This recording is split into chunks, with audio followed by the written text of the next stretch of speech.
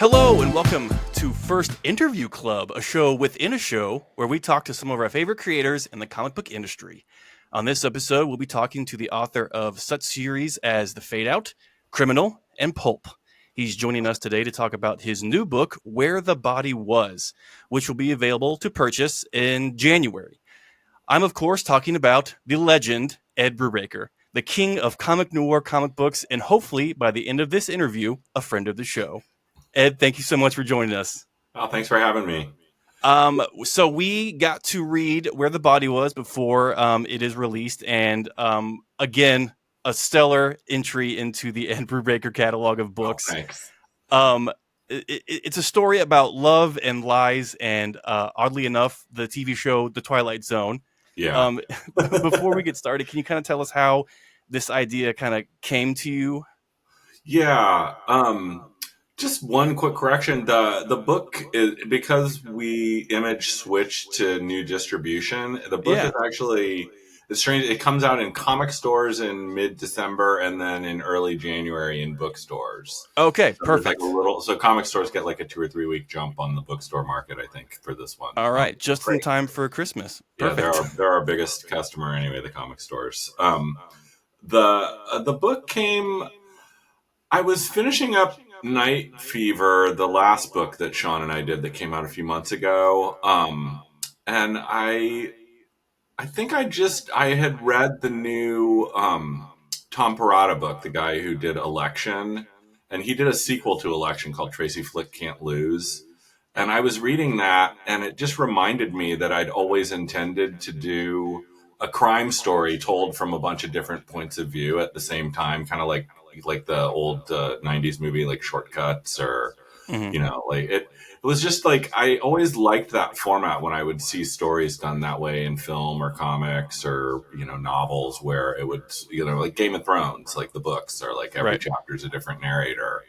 And I kind of experimented around with stuff like that in The Fade Out a little bit, but I really wanted to do one where it was like a bunch of different people all in the same location, where their stories are kind of overlapping. So you see bits and pieces of their stories in each other's stories, kind of. And I'd always really been obsessed with, as a kid, my dad used to collect these Dell Mapback books, these paperback crime novels from the 30s and 40s.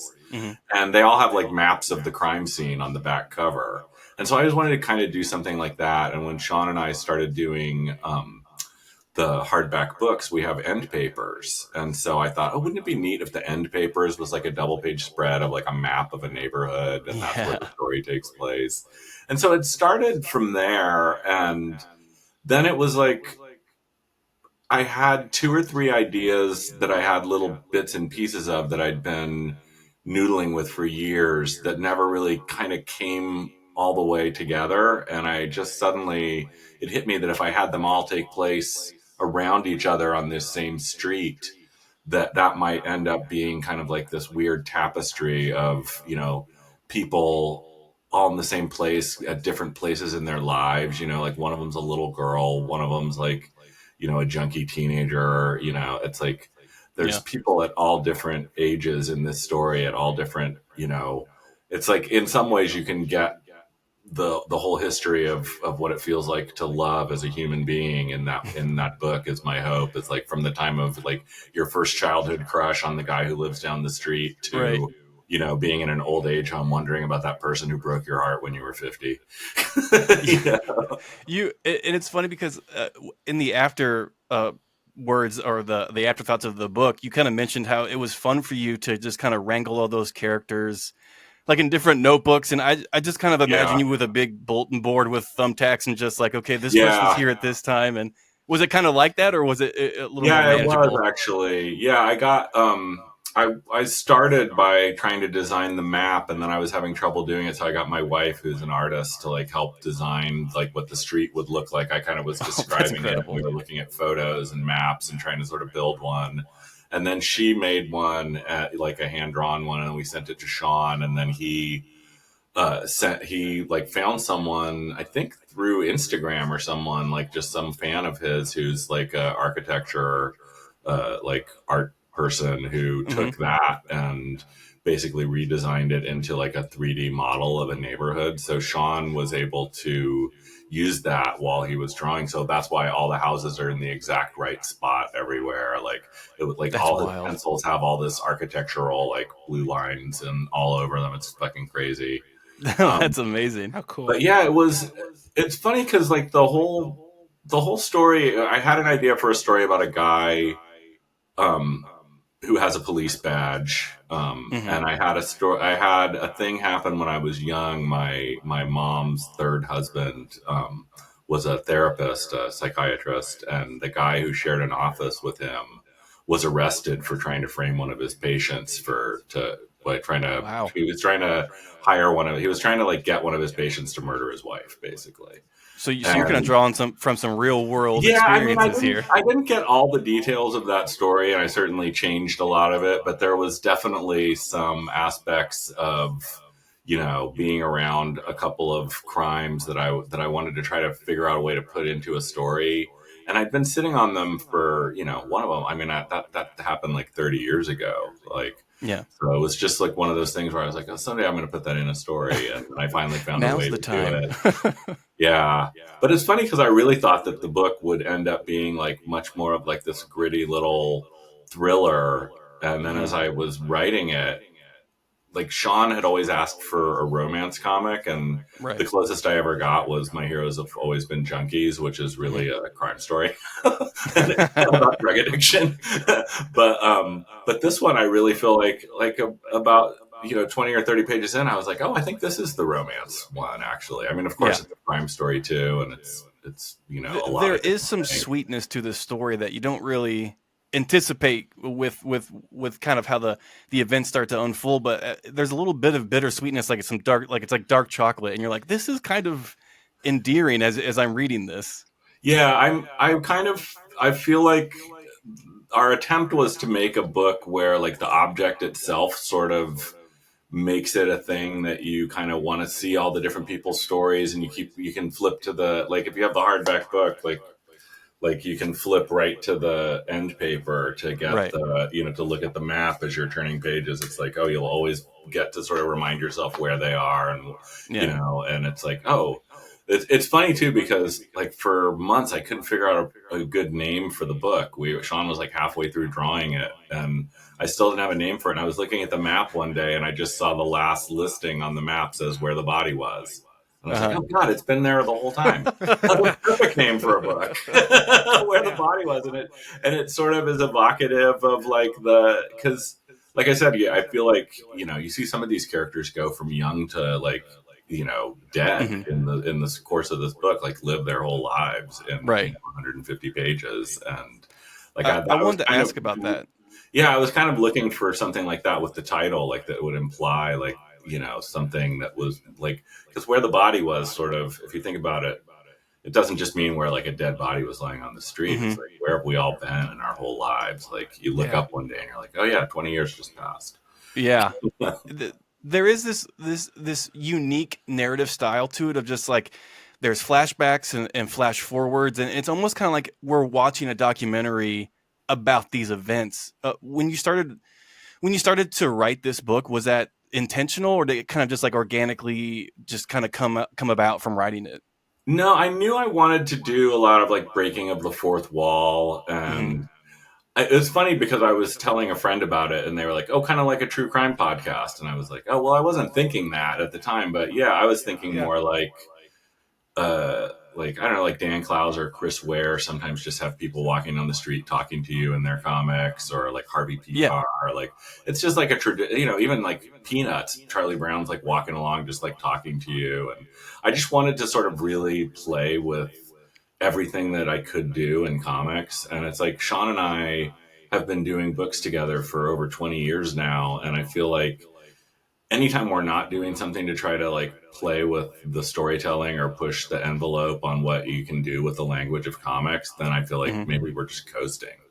You know, So you're like like we always gotta keep challenging yourself. pushing Like, I it. don't want to be predictable. We got to do something Yeah, totally I mean, wacky. kind of like when I told Sean, I was like, I think this one's basically going to be like a bunch of short stories that all take place on the same street that kind of overlap each other, and there'll be a map. And he's like, a map? Yeah.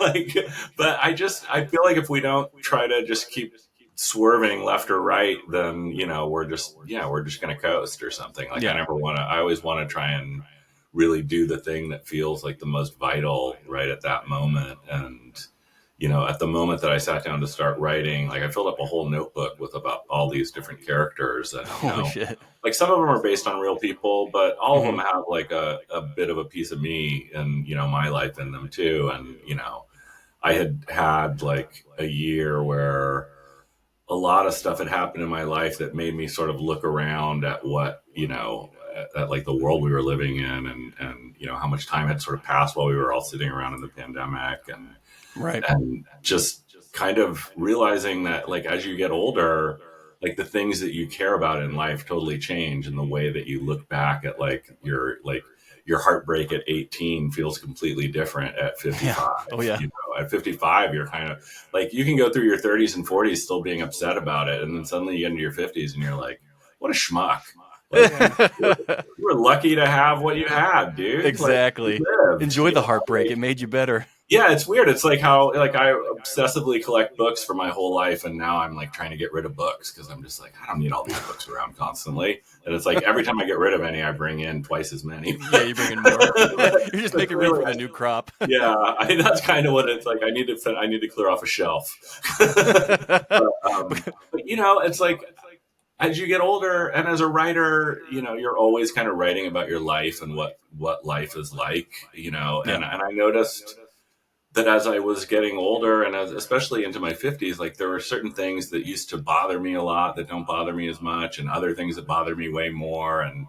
But I noticed, like, I'm a writer, so I'm obviously like a big navel gazer who looks back at the past all the time because I'm like thinking about it and writing stories. Hmm. But I really did feel like at some point in life, you go through like a change where you sort of feel differently about a lot of different stuff. And I'd never really written anything about that. And I thought, if I do this thing that has, like a dozen main characters, they can all be at like different points in life.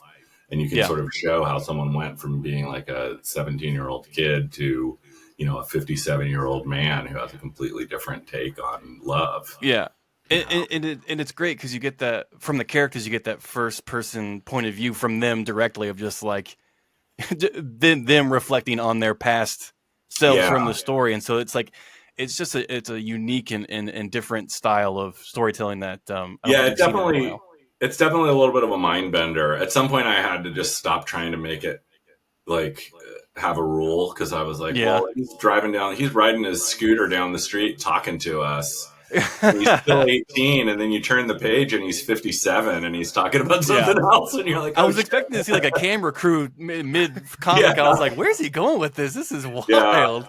No, it's one of those things that it's like uniquely a comic book thing, I think, is like That is 100%. Yeah. Yeah. because it goes back and forth between like a third person narration Hmm. and everybody then telling their sort of first person stories, and some of them interrupting each other to say, hey, that's not how it happened, come on. Yeah. Like, I just, so like that was just so much fun to try and do, but also like a real brain breaker for putting the book together, like figuring out whose stories went in what order. And there was one point where I was like, I'm just going to write all the different chapters and just throw them in the air, and then that's the order that they yeah. go in. And it's like, no, What order they land in never when they going to fall? work. That's how I'm telling it.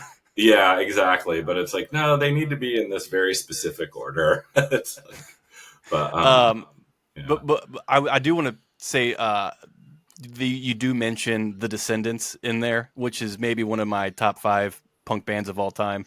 Oh yeah. And whenever that scene comes up, I'm just like, oh man, Ed's one of us. He Oh yeah. enjoys the SoCal punk scene. Oh yeah, yeah. No, that was I remember in fact, that summer of '84, they had just gotten back together because Milo was back from college, I think. So they were like Yep. touring again that summer.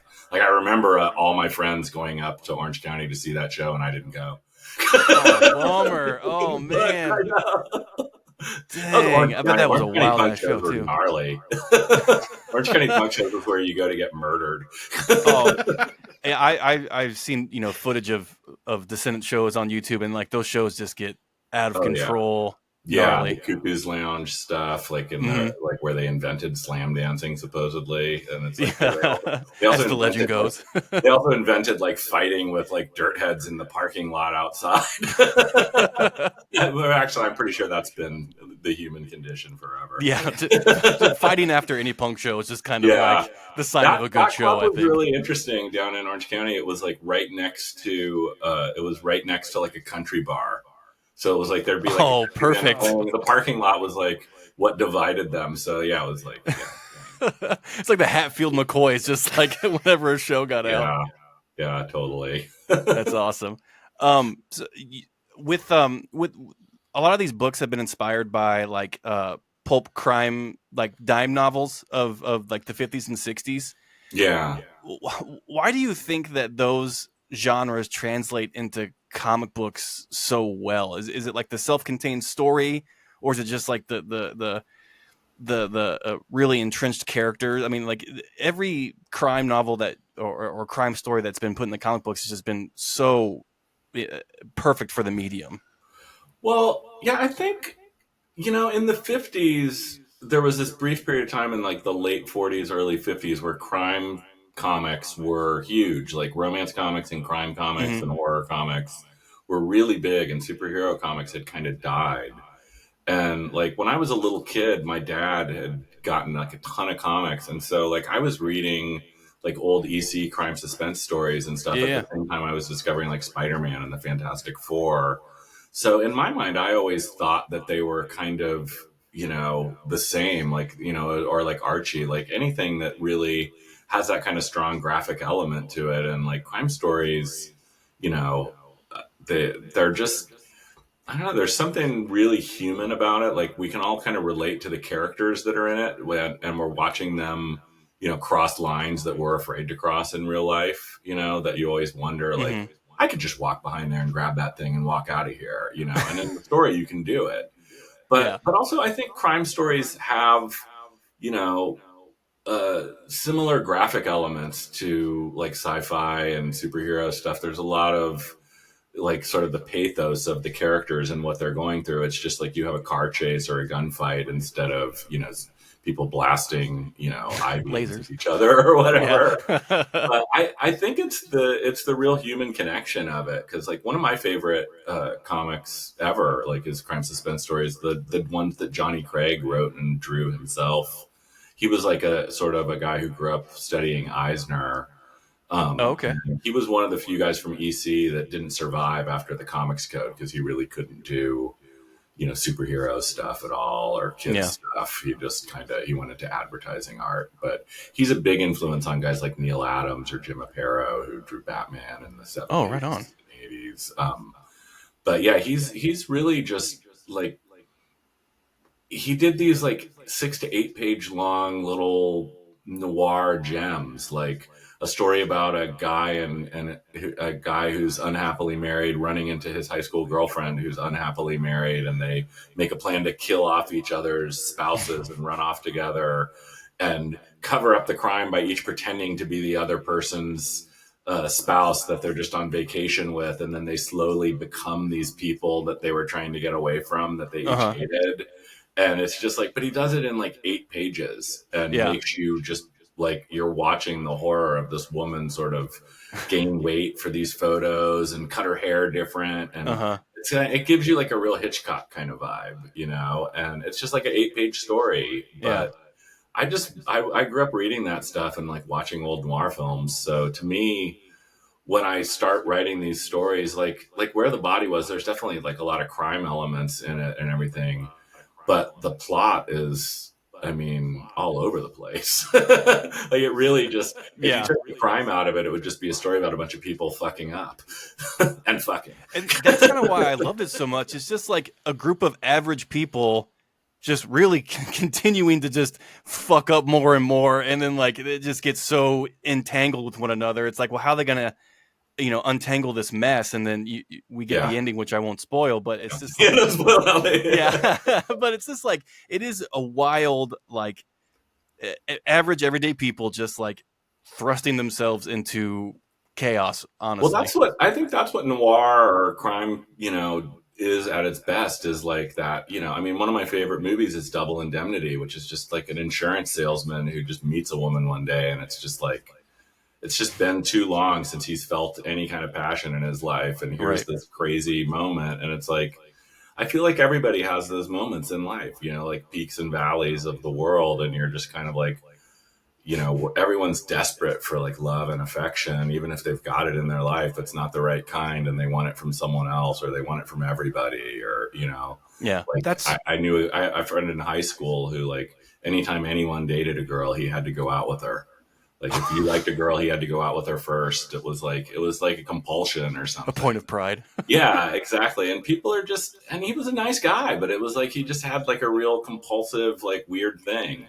And, so I just think people are really complex. And so you throw a crime story in there too, like, someone's having an affair, and it's like, oh yeah, but we got to get rid of the husband, or we got to get rid of this, or we got to get rid of the wife, or, it's like, Let's just you complicate start this throwing more. crime into it, and it's like the human desperation, like, has like, an extra compelling edge to it, I feel like. Yeah. That's why I just keep coming back over and over again. Our next book is actually like about satanic panic, so Hell yeah. going even darker. Let's go. All darker and more suburban, right? Yeah. I'm into it. Yeah. Let's do it. Yeah. I was really drawn to this book because as a reader, I not only connected to like the different stages that these characters were at, but looking forward to the older characters, you can relate to them. And then all the stuff from the future made you like nostalgic for your own past. But it was wild to me how I felt nostalgic and care for like a place that I've never been, or that even it doesn't even exist, right? Yeah.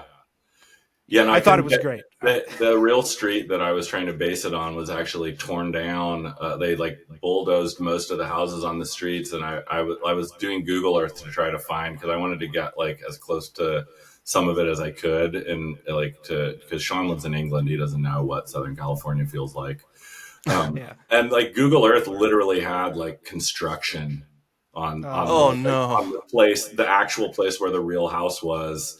They were like in the midst of building like a huge condo complex on that whole corner, because it's like on a hillside overlooking the freeway in San Diego. But yeah, it was that was the goal. I'm so glad to hear you say that, because it's like, with everything I do, I'm trying to find a way to sort of mix that sense of nostalgia that we all have for our own youth. And, I feel like comics is a really good tool for that, because every time you read a comic, there's some part of your subconscious that remembers every time you've ever opened a comic, like the first time you crack it. It's like every time I open a comic, I think about like Gwen Stacy's boot on the cover of an issue of Spider-Man. It's really her clone. Spoilers. Spoiler for the comic book. 45 year later, spoilers. Someone's mad about it. Yeah, someone just unsubscribed. Yeah, someone's like, I didn't know she was a I wasn't there yet. But it's like, that's what I think is so great about like tactile art. Like, that's why I love, like print and books and objects themselves, and like movies. I'm so glad, like, years ago, right before the pandemic hit, I was about to go through and get rid of like all my Blu-rays and DVDs, because I was like, oh, this stuff's all on streaming forever now. And I'm like, oh God, thank God the pandemic came, and I was able to do that. The only time that the pandemic is praised. Yeah, all those Criterion Blu-rays cost twice as much now. Oh yeah, Yeah. But yeah, it's like, oh yeah, that's not actually safe. So I love like the real tactile objects. I've been actually considering just not even doing like digital releases of our hardbacks until the paperbacks are out, because it's like all the digital release does is encourage people to pirate it. Yeah. That's true. I mean, on some level, you're not really getting the full experience until you're holding the book in your hand, I feel like. But yeah, we always talk about that on the show. You get, not only do you get that experience, but you get like the experience of It's like every time you walk into a movie theater, you remember being a little kid the first time you walked into a movie theater. Even if you're not thinking about it, like some part of you, Yep. that's why you love going to the movie theater. Hell yeah. You know? And when you don't go for years and you go back, you have that sensation of, oh my God, why haven't I been here? It's like same thing when you walk into like a cool used bookstore.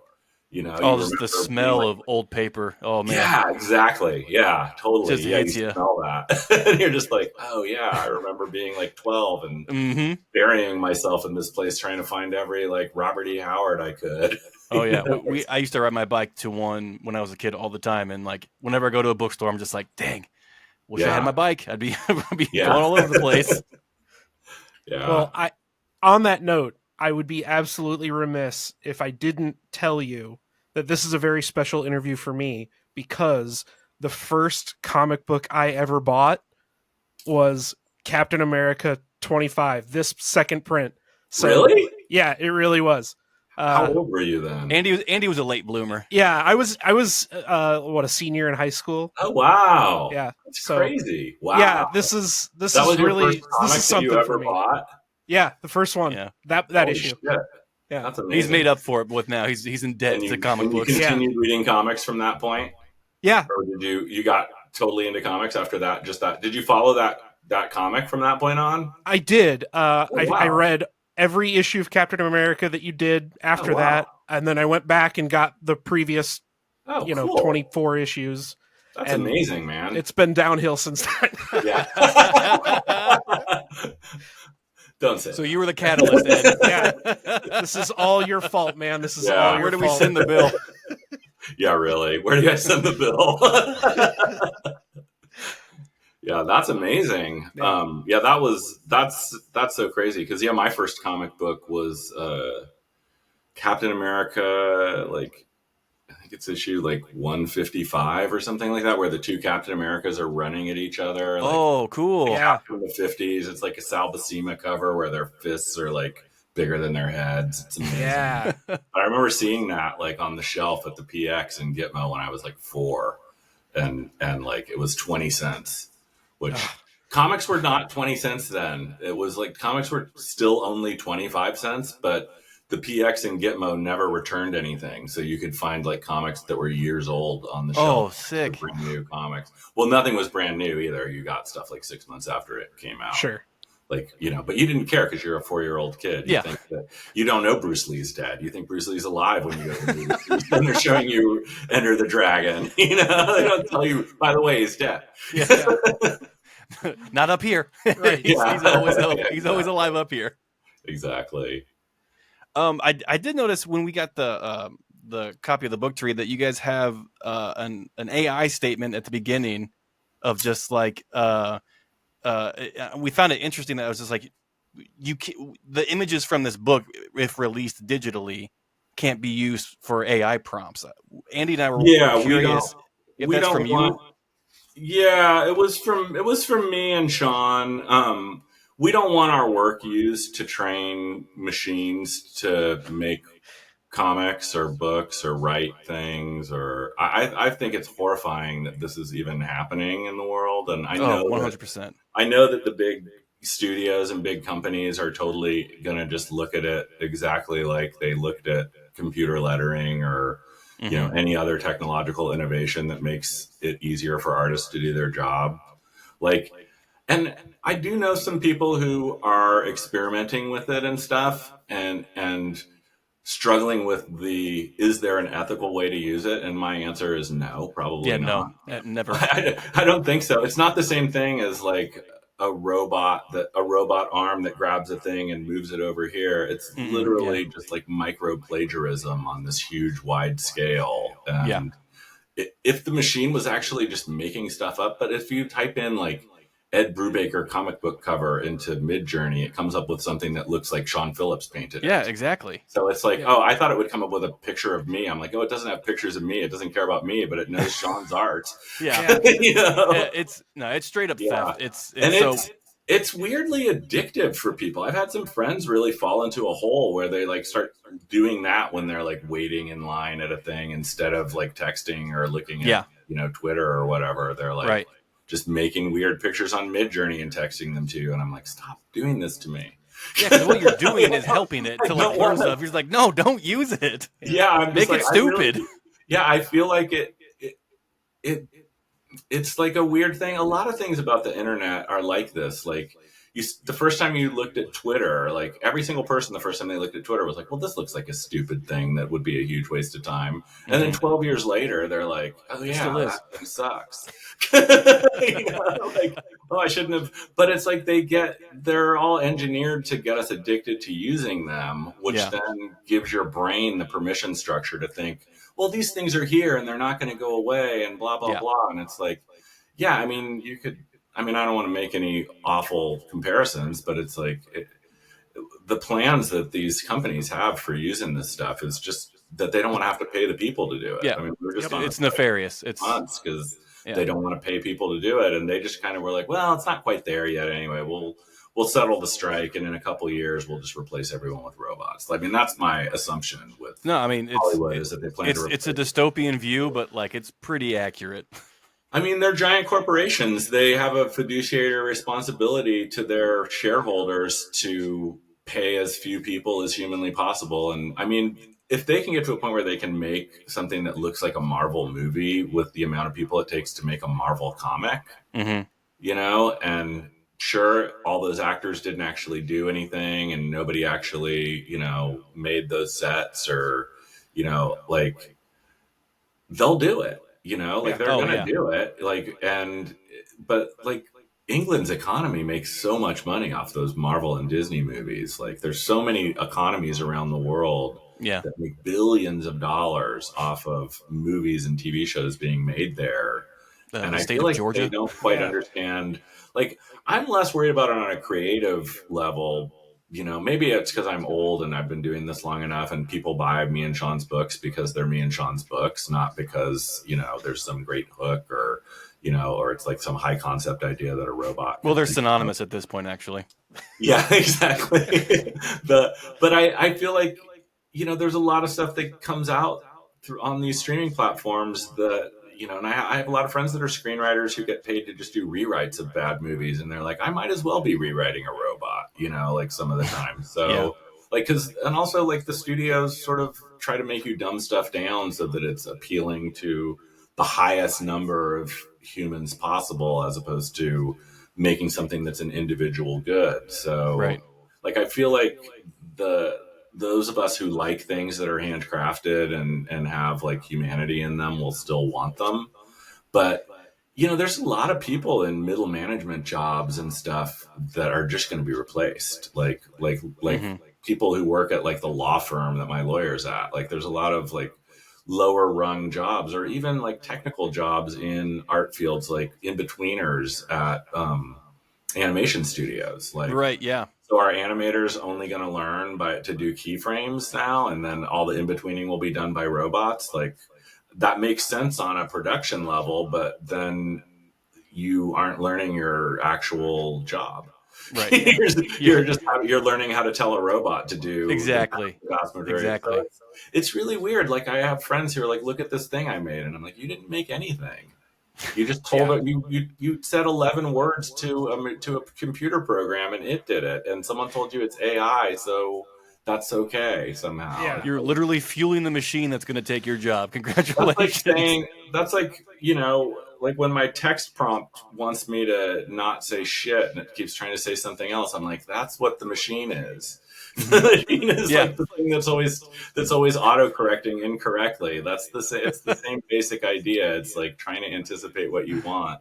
I've never in my life said duck you. Creepy about those.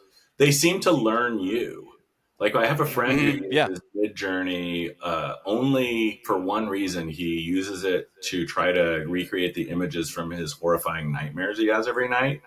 Whoa. And he is the best I've ever seen at doing Midjourney. None of his stuff looks like any artist you would ever imagine.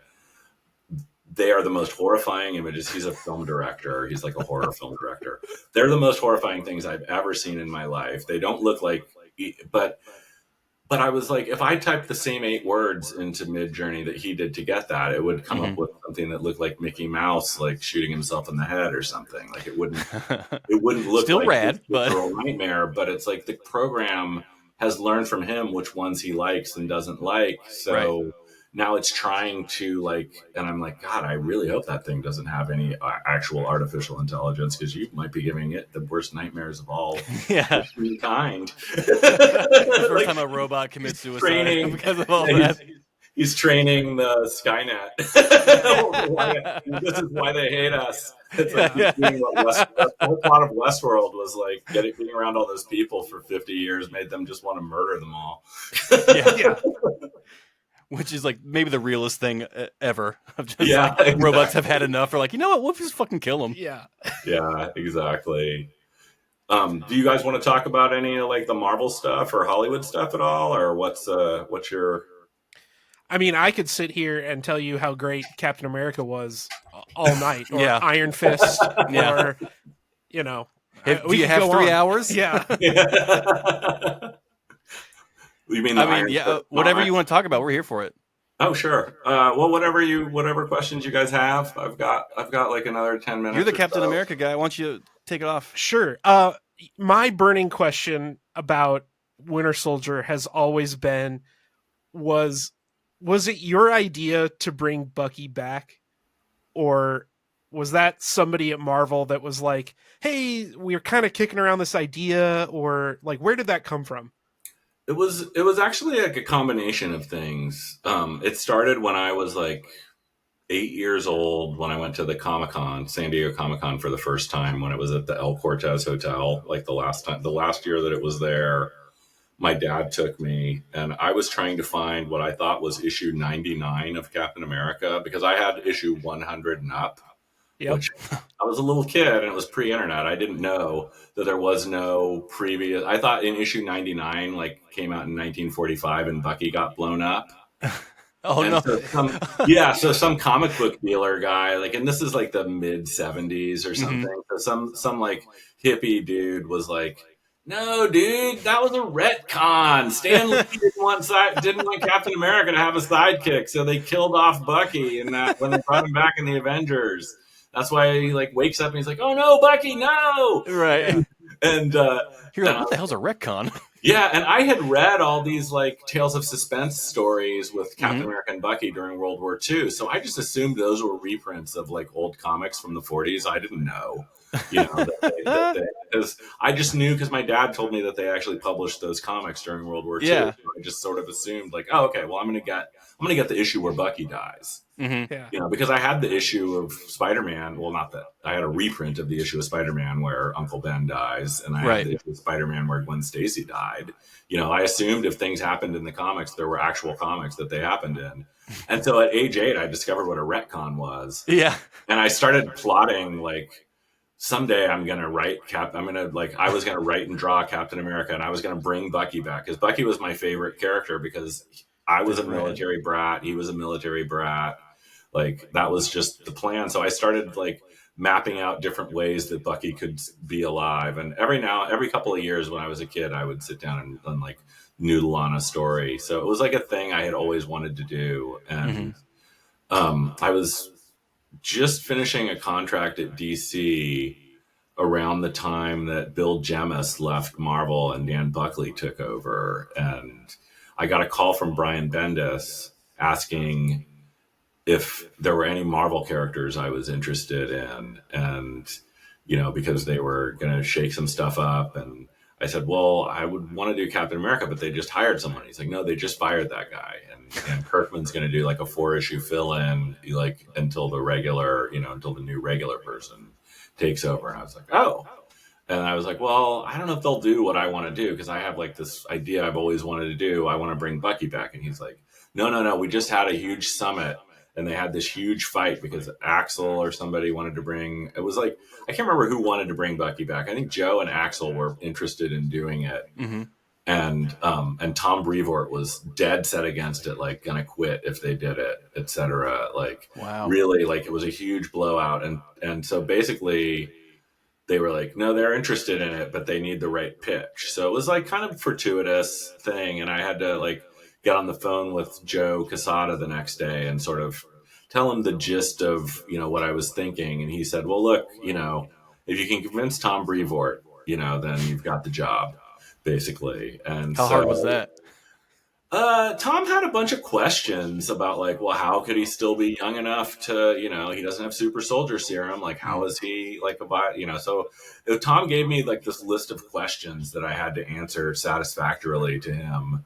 And well, hilariously, they actually helped me flesh out like the parts of the pitch that I hadn't figured out. It was like, oh, okay, well then, they put him in suspended animation between jobs because after, he saw Prince Namor in the Bowery one day, like before Johnny Storm found him, and he started having memories. And so they had to put him in stasis. So he's still like, he's 10 years older, than he was when he got blown up. But then they started putting him in stasis all the time. And Tom was like, oh, that's pretty cool. Yeah. So, that's incredible. But it was really down to timing. I think a lot of people wanted to bring Bucky back over the years, and I just happened to get there at the time when Marvel was crazy enough to do it. It's like there's people out there who are like, we got to bring Uncle Ben back. Like somebody always wants to. Like I was definitely like that was one of my books as a kid. Like Spider-Man, Cap, Batman. Sergeant Fury, bizarrely. Iron Fist. I was like, I think I was the only person I knew who liked Iron Fist as a kid until Power Man and Iron Fist came along. Then everybody liked Iron Fist. Everybody, yeah. But yeah, it was just real luck on my part that I got there at a time when they would kind of let me do that story. And then, also luck that like I had seen a couple covers that Steve Epting had done for Marvel of Cap and some other Avengers. And I knew his work from like the cross-gen stuff and the stuff he'd done before. And I just thought if I could get a guy like that to do like a kind of superhero espionage book that would feel really grounded and gritty, but you believe the guy in the Captain America costume feels like a real human being, like if I could get him, then I felt like we had a real chance at doing like a real kind of serious, somewhere in between like a John le Carré and like a James Bond thing, but with superheroes and supervillains. And that was, I feel like we achieved that. And I just was lucky that Epting hadn't signed on to another book yet. He had just got to Marvel right around the same time and was doing just a couple little jobs, fill-ins and covers, and just sort of getting his feet under him while he was like trying to get money out of CrossGen or something. Like all those guys were like suing CrossGen or something. I just remember that like they all arrived at Marvel and DC like pissed, broke and like ready to work and like, but working at CrossGen had made them all like the best artists in comics, right? Because they were all just sitting around each other, watching each other draw and trying to one up each other. And so to me, Epting has just like, always been one of the most amazing guys who's ever worked in that field. He could have been like drawing like espionage, like comic strips in the 50s or 60s or something with, the best of them, like Alex Ross or Alex Raymond. But yeah, it was just, it was a pretty good, it was a dream job, really. Like we got lucky. The book took off like sales wise, and I had to do a few little things here and there for the crossover events, like a couple issues once for Civil War and one issue for one of the other ones that they were doing, which was cool because I got to work with Lee Weeks. But for the most part, they just let us do our own book. And, Epting is just not fast enough to do a monthly on his own. So there were some fill-in artists here and there. But, I think for a Marvel run, like I was on the book for about 8 years, and Epting drew the vast majority of it and then came back to draw my final issue. And he and I are talking about doing a project together, actually, like a graphic novel. That's awesome. Yeah, I really want to work with them again. And there's a couple genres I still have done nothing in, and Steve would be perfect for some of that stuff, but I don't want to spoil anything. Oh, okay. Can you spoil the genre you're thinking about? No, I don't even want to do that. Oh, man. So secret. I give too much away. Oh, okay. All right. There'll be time. So now we just have to sit and wait for this special project to show up, hopefully. Yeah, exactly. Basically, so just like Steve. Oh, man, I had it and lost it. Damn it. I hate when that happens. Well, I got another one. Yeah, go for it. Do you like working on TV movies more or comics more? I mean, I think the answer is maybe pretty obvious, but I could be wrong. Yeah, well, it really depends. Comics is my favorite thing, like in pretty much the whole world. Like I've been reading comics since before I could read, like, but the amount of control and fun and the, like, it's just me and Sean and, and then Jake colors it, like, and it's like me and Marcos and Munza making Friday. It's like, it's very, different than anything in Hollywood. Like right now, I've been working on a movie and a TV show, both adapting books of ours, like Criminal and Pulp, and that's looking. I mean, we'll see if either of them actually get made. They're both looking a lot, more positive than any of the other stuff that I've worked on our stuff, like as far as chances go. But it's a really frustrating field because there's no possibility that you could write the best issue of Batman that ever existed and everyone would be like, man, this is the most amazing script. God, I just wish we could publish it. But that's what happens in Hollywood. They're like, this script is amazing. I wish someone would make it. It's like, well, you're someone. Make it. Like, you're a shortage of cameras? I mean, yeah, it's like, am I on candid camera here? You can make this. Like, so there's a lot of, like, I've spent the last, like, 10 years sort of working on TV and film and trying to get some of our stuff made as I learn how to do it. And, it pays decently if you get to a level where you can, be a showrunner or, do a lot of pilots or movie rewrites, stuff like that. But creative satisfaction wise, nothing, beats comics. I suppose maybe writing a novel might have the same level of satisfaction. But I think at this point with novels too, like the publishing side of it, there's a lot more, like they want you to have sensitivity readers and stuff like that, which, maybe is fine for some people, but I'm really used to just, I write a thing and I give it to Sean and it's like, I certainly don't try to be unsensitive, but I feel weird about, I've talked to friends who wanted to do like graphic novels for like major book publishers and ended up doing them at like Image or Dark Horse instead, because they were like, their whole system just felt foreign to me. Like I would have to like pitch an editor my idea instead of just writing it, Right. But yeah, for me, that would feel like going backwards to where we, have this deal where we can just do whatever the fuck we want. Right. You're like, no, trust me, this is fucking great. So just make it.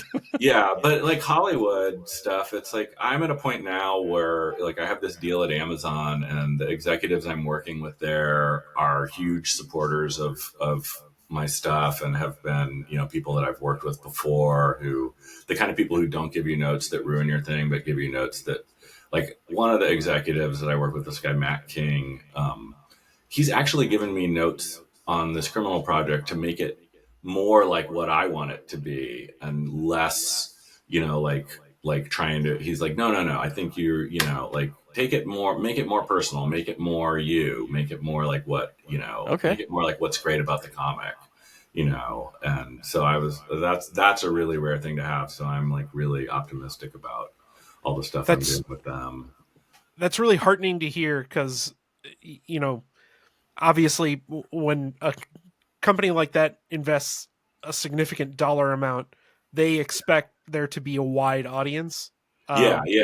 And anytime somebody says make it more personal, you're inherently like limiting your audience.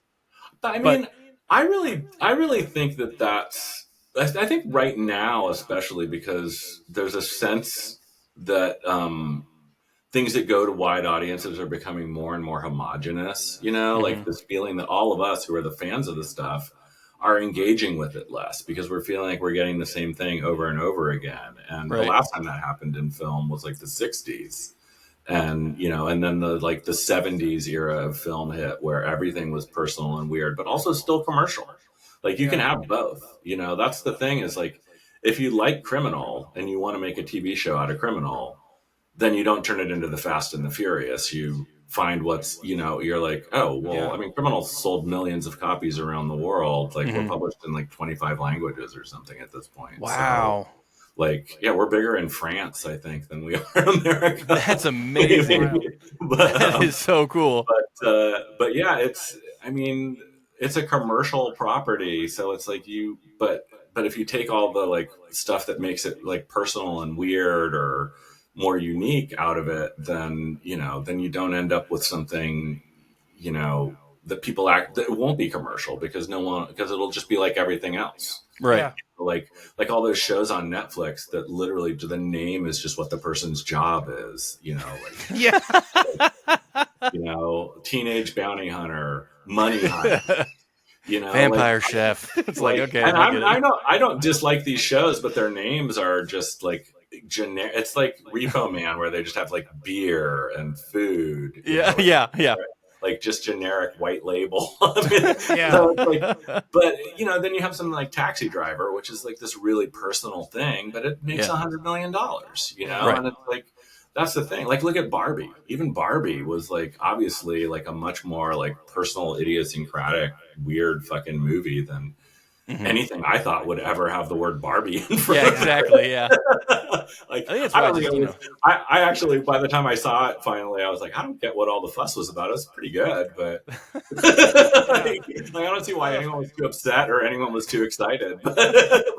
Well, in America, there's a small group of white men who get angry at a lot of things, and their voices are the loudest. I mean, I'm glad that the movie got made for a lot of reasons, because I know all my friends who have like young girls that they took to see it were like, like their kids loved it. And, it was like, I like the idea that like a bunch of 5-year-old girls are learning the word patriarchy. Hell yeah. In case they didn't know it already. Yeah.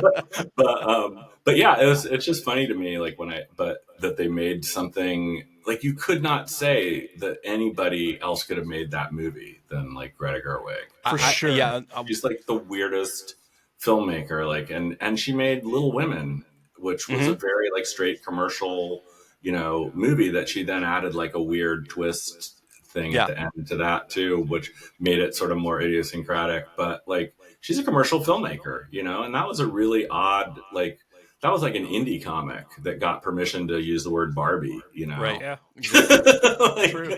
Like, it's weird to me that stuff happens, but that's what I think you've got to find in like Hollywood and in TV and film. Like, you got to find these people who will let your freak flag fly in these things sometimes, right? Because that's the stuff that we all end up really loving. It's like the computers aren't going to make anything you love, and if it does, then I'm depressed for all of us. But it's like, that says way more about us. Yeah. Like, think of Stranger Things. Like, what did they say when they were pitching Stranger Things? It was like one part Spielberg, one part Carpenter, and one part something else. I can't remember what the third one was. It was like 3 different filmmakers that they were referencing. It's like the teenagers are in a Carpenter movie, the little kids are in a Spielberg movie, and the parents are in like a horror story or something. Yeah. I can't remember what the third one was. But it's like, that's still like has more humanity in it than, but if you told a computer like 3 different directors to come up with an idea, if you told the AI engine, like, we want something that feels like Spielberg, Carpenter, and, Kubrick, like, you're not going to get anything that really still, you'll get something where you recognize bits and pieces of those people. Yeah. In it, There's no heart. Like, they would just cut up the movies and paste it together. Yeah. It's like The Hobbit by Wes Anderson. Here's a trailer. And you're like, you watch 5 seconds of it and you're like, yeah, this is stupid. Yeah. Like, who wanted this? I'm really glad that someone spent 2 days working on it. Yeah. Why does Frodo have 8 arms? Yeah. What's going on with his feet? His eyes won't look at me. What is going on? Yeah. There was one a friend sent me, and I was looking at it and I realized that the fingers were hot dogs.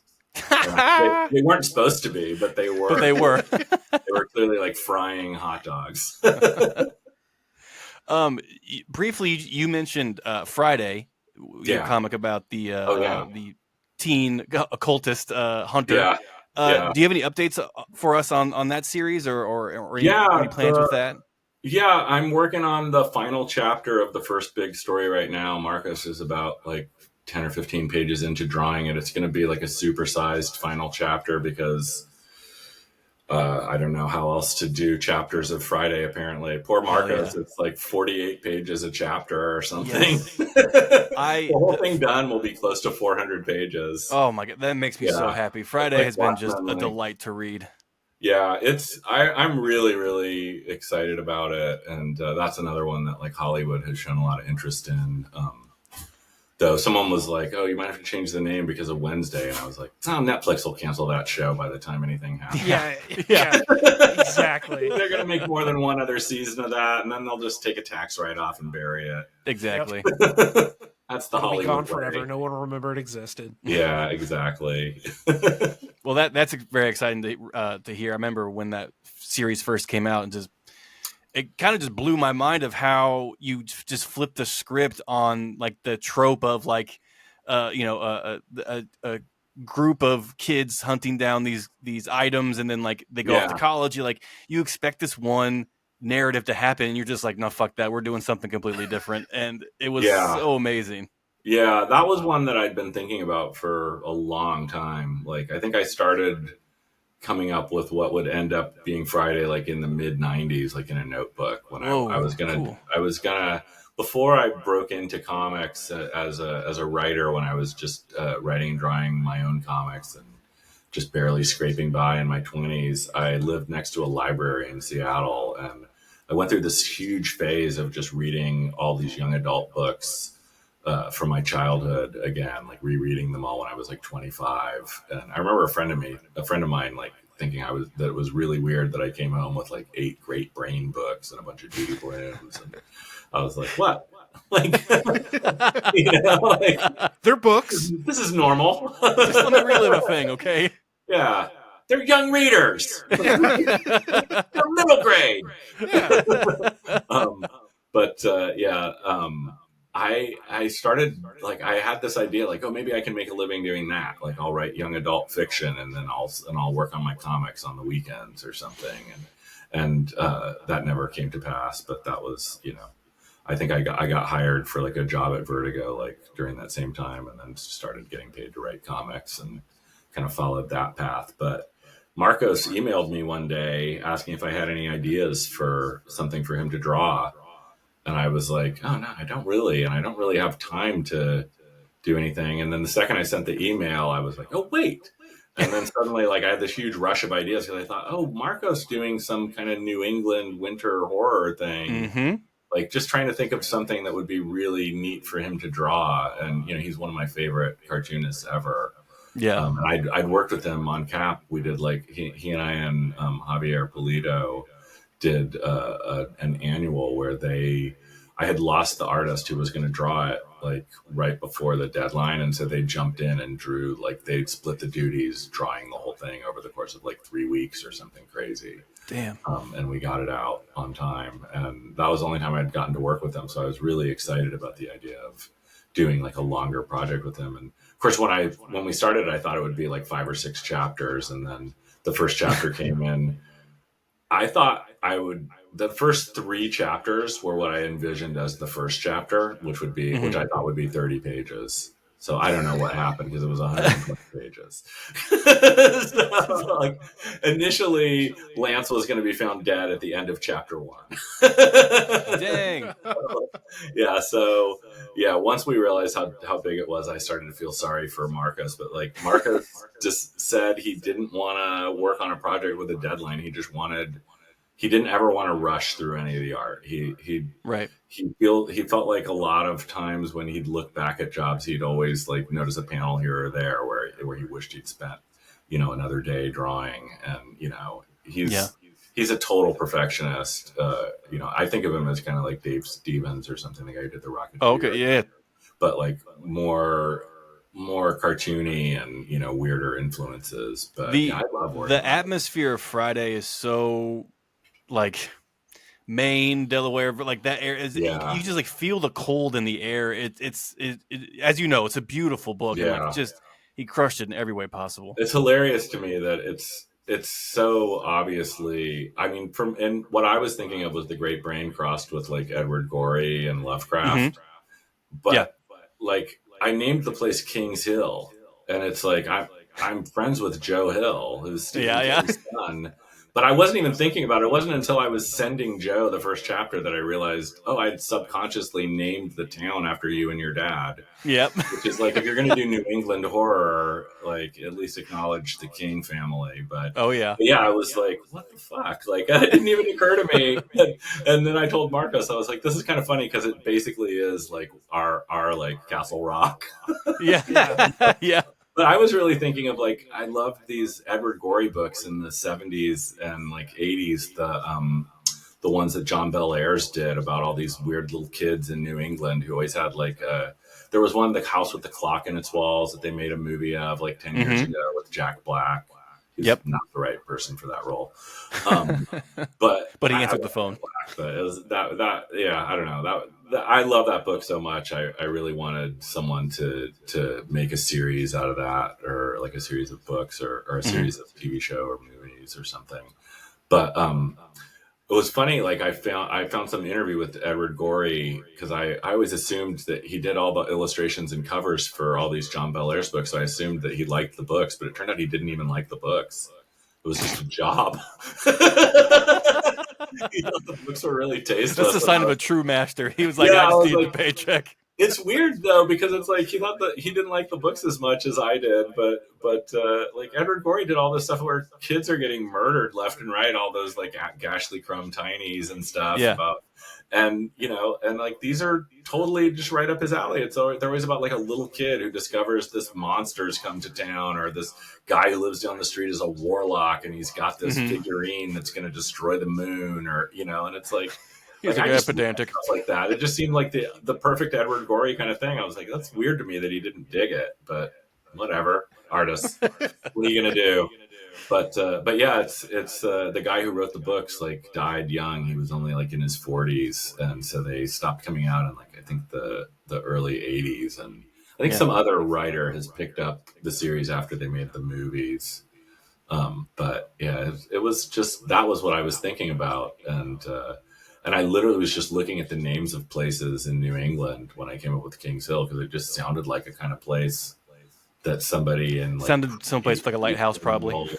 Yeah, like colonial times, like someone's like, this is the Kings Hill, this place overlooking the water is the Kings Hill, and that's how places get named. Like I was doing all this research for the project that I set aside, or really just threw away. When I started the Reckless books, I was about to do a series. Sean and I were going to actually do.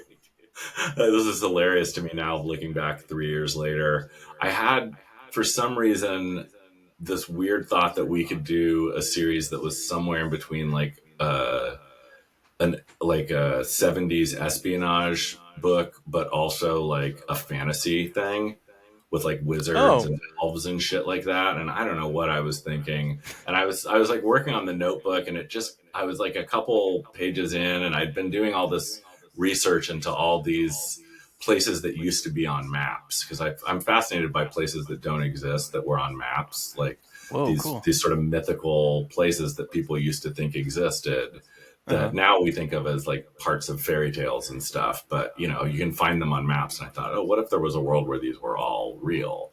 And but that's like a J.K. Rowling idea or a Neil Gaiman idea. It's not an Ed Brubaker idea. And I was like getting into it a little bit, and I was like, this just doesn't feel right. And then Sean sent over all the art for the Parker story that we were doing as a tribute to Darwin Cook. And I read that, and I just immediately was like, nope. I threw the notebook out, and I just started filling up the Reckless notebook. And I was like, nope, this is what we're going to do. We're going to do a pulp thing. And, we're going to do like a series of graphic novels about this one guy, like a pulp character, like Parker, but like a good guy who's like Parker, who solves crimes instead of commits them. Man, what could have been? Well, I'll steal that fantasy idea. I mean, I don't think anyone's missing a Brubaker and Phillips fantasy book, really. You say that now, but when people hear this, they're going to be clamoring. Yeah. They're like, man, wouldn't ElfQuest have been great if they were just stealing stuff all the time? That's what ElfQuest needed, guns. Yeah. And a drug problem. Yeah. Skywise, hit the gas. Oh, that's awesome. Do you have any more questions? I think that's it. Well, All right. Ed, I think we've taken enough of your time. We really appreciate it. You All right. stopping Well, by. thanks for having me. Yeah, Where the Body Was in December, mid-December is when the issue comes out in comic book shops, and then later in January you can get it digitally. Is that right? It's coming out in bookstores and I guess digital in January, probably. Yeah, but it's coming out in a hardback book in your comic stores the second Wednesday of December, or maybe Tuesday. I don't know when Lunar lets people sell stuff. Lunar's I think it's still Wednesday. I'm not Tuesdays, sure. I think. Yeah. Break street dates, the retailers. I don't care. You heard it here. Yeah. Break the rules, Ed Brubaker. It's $25. Perfect Christmas present for your parents who think you're weird for liking comics. Yep. That's how we hook them. That's how we hook the parents with these books now. Yeah. I realized like the first Comic-Con I did when I was like a professional, Michael Lark and I had just had like a collection of Scene of the Crime come out, and people were coming up to get me to sign it for their dad. And I was like, Whoa. oh, I'm the guy who does dad books. or like, and when I was doing Catwoman, these guys would come up and they'd be like, hey, can you sign this for my girlfriend? She doesn't like that I read comics, but she likes Catwoman. And I was like, oh, so I'm the guy who does the stuff for the comic reader's girlfriend. And this was at a point where, that wasn't a huge audience. Now it's like more than half the audience. Yeah. Now you go to Comic-Con and it's like 60% women. But you kicked the door open, Ed. Yeah, man. Yeah, I did it. That's it. No, I think it was anime and cosplay. But because when I grew up as a kid going to Comic-Con, the only people in cosplay were paid models who definitely did not read comics. Sure, and definitely didn't not want to be interested in talking about comics. Because I watched a lot of like professional comic book people trying to talk to like women dressed up like Phoenix and stuff. So in the 70s, they're like, that's enough. That was a fun thing to eavesdrop on. Okay. Watch your hero get shot down. Yeah, Phoenix turned me down again. Yeah, exactly. Ed, again, thank you for coming on.